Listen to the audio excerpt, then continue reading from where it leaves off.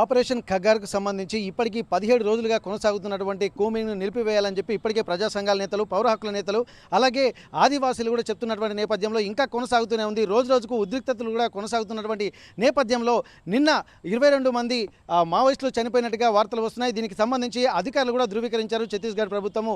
ఈ నేపథ్యంలో కూడా ఈ రోజు కూడా ఇక్కడ వాజేడు మండలము అలాగే వెంకటాపురం మండల కేంద్ర పరిధిలో ఉన్నటువంటి అటవీ ప్రాంతాల్లో కూడా ఎన్కౌంటర్ జరుగుతుంది. హోరాహోరీ పోరు కూడా జరుగుతున్నట్టుగా తెలుస్తుంది. అందులో 8 మంది మావోయిస్టులు కూడా చనిపోయినట్టుగా సమాచారం అందుతుంది. అందులో 2 అగ్రనేతలుగా ఉన్నట్టుగా తెలుస్తుంది.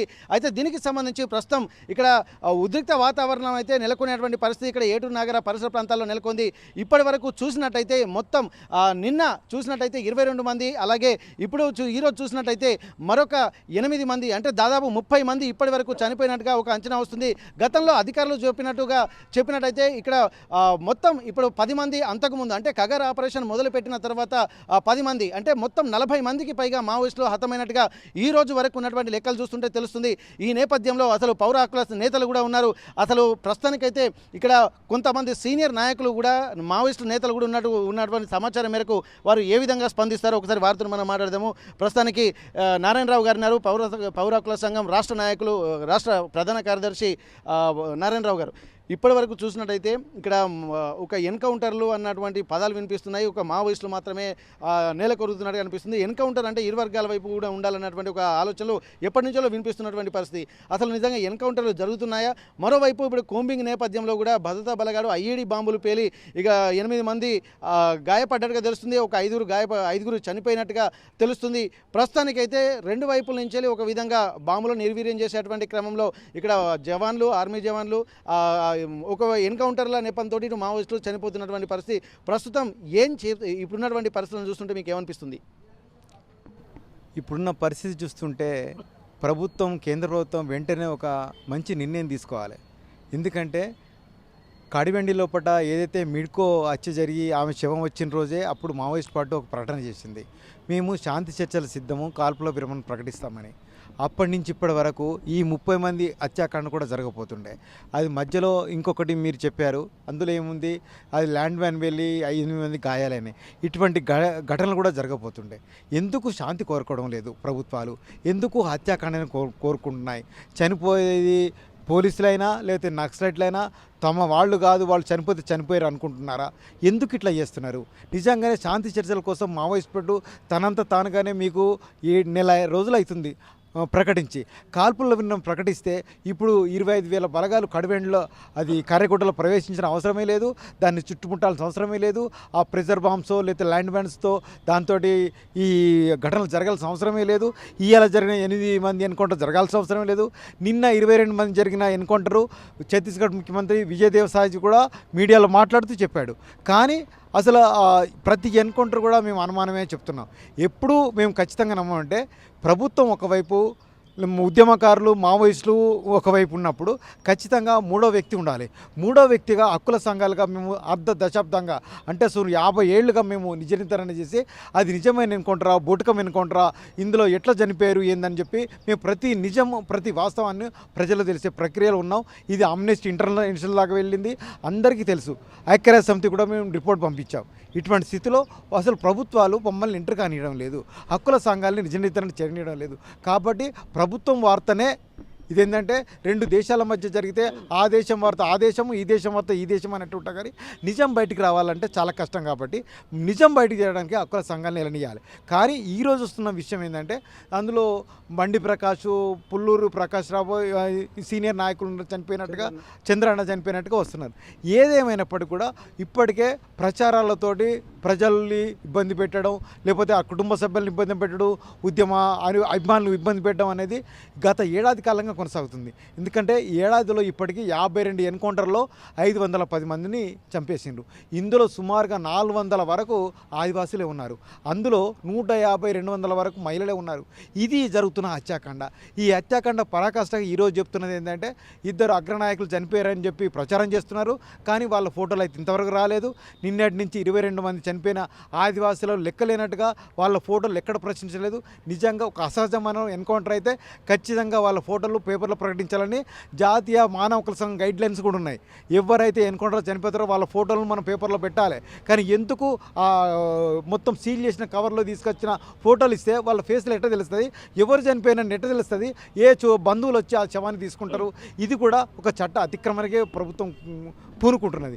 ఇప్పుడు జరుగుతున్న లేటెస్ట్ ఏంటంటే జనాన్ని గందరగోళపరచడానిక మరి ఇంకేం చేయడానికి తెలియదు, కానీ అగ్రనాయకులు కూడా చనిపోయినట్టుగా ప్రచారం చేస్తున్నారు. అగ్రనాయకులు చనిపోతే వాళ్ళ ఫోటోలు వాళ్ళ డెడ్ బాడీలు పెడితే సరిపోతుంది. అంతేగాని ముందే ఒక దఫాగా వాళ్ళ పాత ఫోటోలు ఫైల్ ఫోటోలు తీసి ప్రచారం చేసేసి ఎందుకు ఈ గందరగోళమైన పరిస్థితి?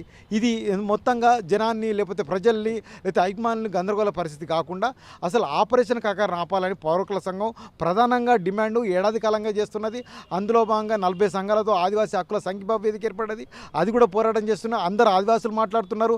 ఈవెన్ మన తెలంగాణలో ప్రతిపక్ష పార్టీ ఇదే వరంగల్ లోపల కేసీఆర్ ఆపరేషన్ కాగారు ఆపాలని లక్షలాది మంది ప్రజలు ఆమోదం తీసుకున్నాడు.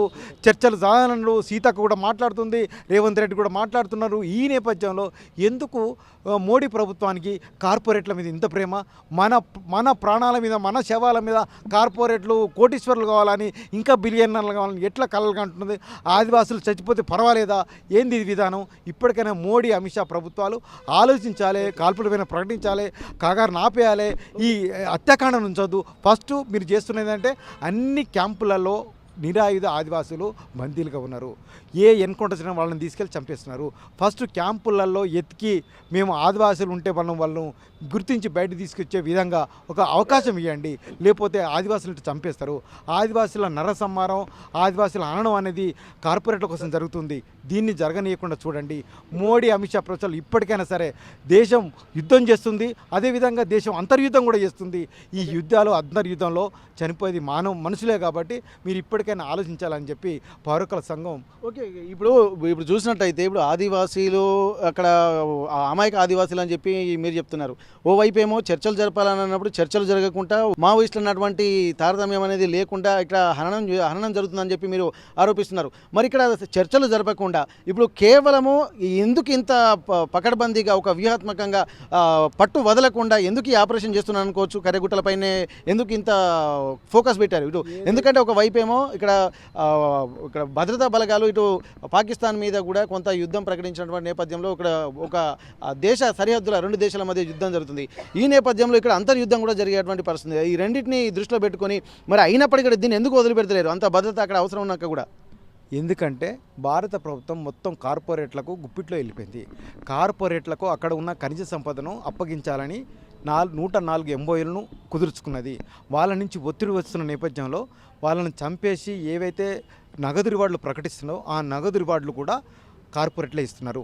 అంతెందుకు 2005లో సాల్వజనం ప్రారంభించబడ్డప్పుడు వాళ్లకు 26,566 మంది SPOలు ఉంటే వాళ్ళందరి జీతాలు టాటా ఎస్ఆర్ కంపెనీలే ఇచ్చినాయి.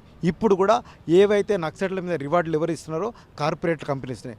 కార్పొరేట్ల కంపెనీల కోసం మన దేశ సాయుధ బలగాలను, అర్ధ సైనిక బలగాలను, అదేవిధంగా మావోయిస్టు ఉద్యమకారులను, ఆదివాసులను చంపి కార్పొరేట్ల కోసం ఖనిజ సంపదను అప్పగించడం కోసం ప్రభుత్వం చేస్తున్న ఒక పన్నాగం తప్ప ఇంకోటి ఏం కాదు. ఆ ఖనిజ సంపద ఉంటే ఇవాళ కాకపోతే రేపు మనం డెవలప్ అవుతుంది తప్ప కార్పొరేట్ల కోసం అట్లా ఇవ్వడం వల్ల దేశం ఒట్టిపోద్ది. ఆ ఒట్టిపోవడం వల్ల రేపు పొద్దున భవిష్యత్ తరాలు ఎట్లా బతుకుతాయి అన్న అది ఆలోచన చేయాలని చెప్పి అనుకుంటున్నాం. కార్పొరేట్లతోటి డెవలప్మెంట్ కాదు, కార్పొరేట్లు మాత్రమే డెవలప్ అవుతారు, దేశం డెవలప్ కాదు.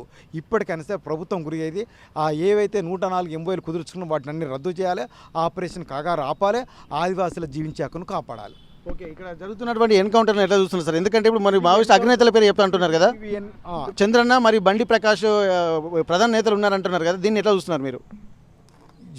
అంటే ఇప్పుడు ఒకేలా ఈ కుమ్మింగ్లో భాగంగా లేకపోతే ఇన్ఫార్మర్ల నేపథ్యంలో, కోవట్ల నేపథ్యంలో వాళ్ళు దొరికితే దొరకవచ్చు, మరి అయిపోవచ్చు. దానికి కూడా మనం కూడా ఇంకా సత్యం తెలియదు మనకు. కానీ ఒకేలా అయితే మాత్రం వాళ్ళు దాన్ని మనం ఏం చేయలేం. కానీ విషయం ఏంటంటే ఇప్పటికైనా సరే వాళ్ళు అయ్యారా లేదో మనకు స్పష్టత లేదు.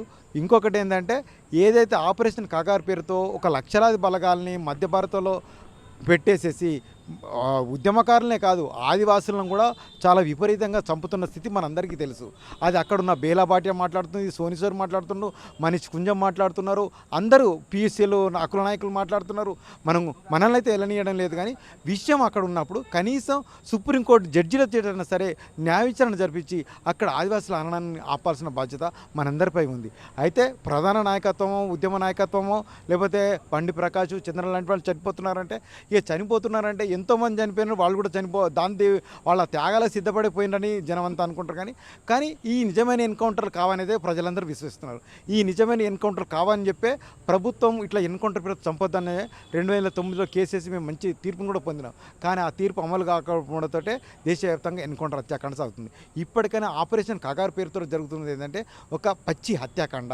ఆ హత్యాకాండలో ఉద్యమకారులు చనిపోతున్నారు, ఆదివాసులు చనిపోతున్నారు. ముఖ్యంగా ఆదివాసీ హననం జరుగుతుంది. హననం వెనక కార్పొరేట్ల లాభం ఉంది, కార్పొరేట్ల దోపిడీ ఉంది. కార్పొరేట్ ఒప్పందాలు లేకపోతే అక్కడ ఎటువంటి హననం కానీ ఈ బలగాల దోపిడీ అంచివేత కానీ ఉండదు. ఇప్పటికైనా సరే దాన్ని ఆపాలని చెప్పి మాట్లాడుతున్నాం. ఒక ప్రధాన నాయకత్వం పోయిందంటే అది నిజమైన ఎన్కౌంటర్ తప్పుడు ఎన్కౌంటర్ అనేది ఇక ఏదైనా నిజ నిర్ధారణకు అవకాశం ఇస్తే మేము తేల్చగలుగుతాం. కానీ ఇక్కడ నుండి ఏం మాట్లాడలేము. అది ఇంకోటి ఛత్తీస్గఢ్ ప్రభుత్వం కూడా వాళ్ళు చూచాగా చెప్పారు, తెలంగాణ ప్రభుత్వం మాకు సహకరించడం లేదు. ఒకవేళ వాళ్ళు సహకరించకపోయినా కేంద్ర బలగాలతోటి ఛత్తీస్గఢ్ పోలీసు బలగాలు మాత్రం ఆపరేషన్ కగార్ను మాత్రం కొనసాగిస్తూనే ఉంటాము. ఇక్కడ మావోయిస్టులు ఎంటర్ కాకుండా చేస్తాము. అలాగే వచ్చినటువంటి వాళ్ళు ఎవరైనా మావోయిస్టులు ఉన్నా కానీ వాళ్ళని ఏరివేస్తామన్నటువంటి ఒక ఆలోచనలో ధీమా కూడా కాన్ఫిడెంట్గా వ్యక్తం చేస్తుంది. ఇక్కడ బేస్ క్యాంపులను ఏర్పాటు చేసి మేము ఖచ్చితంగా ఇక్కడ పహారా కాస్తామన్నటువంటి వ్యాఖ్యల వెనుక అంతరార్థం కూడా ఏమి ఉండొచ్చు అనుకుంటున్నారు? ఒకవేళ తెలంగాణ ప్రభుత్వం ఎన్కౌంటర్లకు వ్యతిరేకము ఆపరేషన్ కాగారామ ఆపాలని నిజాయితీగా స్టాండ్ మీద ఉన్నట్టయితే దాన్ని అప్రిషియేట్ చేస్తున్నాం, స్వాగతిస్తున్నాం. ఎట్లాగైతే కేసీఆర్ ప్రకటించినో దాన్ని స్వాగతించినట్టే తెలంగాణ ప్రభుత్వాన్ని కూడా మేము స్వాగతిస్తున్నాం. నిజంగా తెలంగాణ ప్రభుత్వం అటువంటి స్టాండ్ తీసుకోవడం నిజంగా తెలంగాణ చైతన్యానికి ప్రజాస్వామికో నిదర్శనం. అదేవిధంగా ఇప్పటి వరకు 2-3 ఎన్కౌంటర్లు జరిగినాయి. దామరితో ఎన్కౌంటర్ జరిగింది, చెల్పాక జరిగింది, రఘునాథపాలెం జరిగింది. 3 ఎన్కౌంటర్లో 14 మంది చనిపోయారు. సరే వాటి మీద కూడా నిజ నిర్ధారణ చేయించాల్సిన అవసరం ఉంది. అయినప్పటికీ కూడా నిజంగా రేవంత్ రెడ్డికి ప్రభుత్వం గిట్ట ఆపరేషన్ కాగారు హత్యాకాండ సహకరించకపోతే అది మేము పౌరకుల సంఘం ఇప్పటికే కోరాం. ఏది అటు చంద్రబాబు నాయుడు కానీ ఇటు రేవంత్ రెడ్డి కానీ ఈ ఆపరేషన్ కాగారు సహకరించకండి, ఆ కేంద్ర ప్రభుత్వం చేస్తున్న హత్యాకాండలో మీరు భాగం కాడని చెప్పి పబ్లిక్ కానీ ప్రకటన ఇచ్చి కూడా ఉన్నాం. కాబట్టి వాళ్ళు ఆ హత్యాకాండలో భాగం కాకపోతే ప్రజలు వాళ్ళని అప్రిషియేట్ చేస్తారు. ప్రజాస్వామ్యం ఉన్నందుకు మేము స్వాగతిస్తాం కూడా. అట్లనే ఇప్పుడు జరుగుతున్న హత్యాకాండ ఉందో దాన్ని మాత్రం మేము నిర్విధంగా ఖండించాలి. వాళ్ళు చర్చలు సిద్ధమన్నారు కాబట్టి ఆపరేషన్ కగార్ని ఆపేసి చర్చలు కొనసాగించాలని చెప్పి పౌరకుల సంఘం మేము డిమాండ్ చేస్తాం. ఓకే, అయితే ఇక్కడ కర్యగుట్టల ప్రాంతంలో కూడా ఇంకా ఎన్కౌంటర్ కొనసాగుతూనే ఉంది. ఈ నేపథ్యంలో కూడా దీన్ని తీవ్రంగా ఖండిస్తున్నారు. ఇది ఎన్కౌంటర్లు కాదు, బూటకపు ఎన్కౌంటర్లుగానే చిత్రీకరిస్తున్నటువంటి పరిస్థితి కనిపిస్తుంది అంటున్నారు. ఇక్కడ మావోయిస్టు అగ్రనేతలు కూడా చంద్రన్న అలాగే బండి ప్రకాష్ కూడా చనిపోయినట్టు వార్తలు వస్తున్నటువంటి నేపథ్యంలో కూడా దీన్ని తీవ్రంగా ఖండిస్తుండడంతో పాటు ఇక్కడ ఆపరేషన్ కగార్ను కూడా వెంటనే నిలిపివేయాలన్నటువంటి ఒక సూచనలు కూడా చేస్తున్నారు. ఇది ఆపరేషన్ కగార్ కాదు, ఒక హత్యాకాండగా అభివర్ణిస్తున్నటువంటి నేపథ్యంలో ఇక్కడ మావోయిస్టులు కూడా ఇక్కడ కర్రెగుట్టల అటవీ ప్రాంతం నుండి కూడా వాజేడు వెంకటాపురం అటవీ ప్రాంతంలోకి వచ్చినట్టుగా సమాచారం అందుకున్న నేపథ్యంలో నిన్న గ్రేహౌండ్స్ బలగాలు కూడా అక్కడికి వెళ్ళినట్టుగా సమాచారం. ఆ వెళ్తున్నటువంటి క్రమంలోనే ఇక్కడ ఐఈడి బాంబులు పేలి ఇక్కడ 5 జవాన్లు మృతి చెందారు అన్నటువంటి విషయం తెలుస్తుంది. దాంతోపాటు 8 మంది జవాన్లు గాయపడ్డారుగా తెలుస్తుంది. ఇదే క్రమంలో జరుగుతున్నటువంటి ఎన్కౌంటర్లో 8 మంది మావోయిస్టులు చనిపోయినట్టుగా వార్తలు వస్తున్నాయి. దీనికి సంబంధించి కూడా ఒక విశ్వసనీయ సమాచారం అయితే బయటికి వస్తుంది. దాంతోపాటు మరొక 5-6 మావోయిస్టులు కూడా గాయపడ్డట్టుగా తెలుస్తుంది. వీటన్నిటికి సంబంధించి ఒక పూర్తి స్థాయిలో ఇక్కడ ఉన్నటువంటి ములుగు ఎస్పీ శబరీష్ కూడా అక్కడ ఉన్నటువంటి మిగతా భద్రతా బలాలను తీసుకుని వెళ్తున్నట్టుగా సమాచారం. ఏదేమైనప్పటికీ కూడా ఇప్పుడు ప్రస్తుతానికైతే 8 మంది మావోయిస్టులు హతమయ్యారు. అందులో 2 ప్రధాన నేతలు ఉన్నట్టుగా సమాచారం అయితే కనిపిస్తుంది. ప్రపంచంలో ఏ మూల ఏ క్షణం ఏం జరుగుతుందో వేగంగా తెలుసుకోవడానికి తొలి వెలుగు వాట్సాప్ ఛానల్ని ఫాలో చేయండి.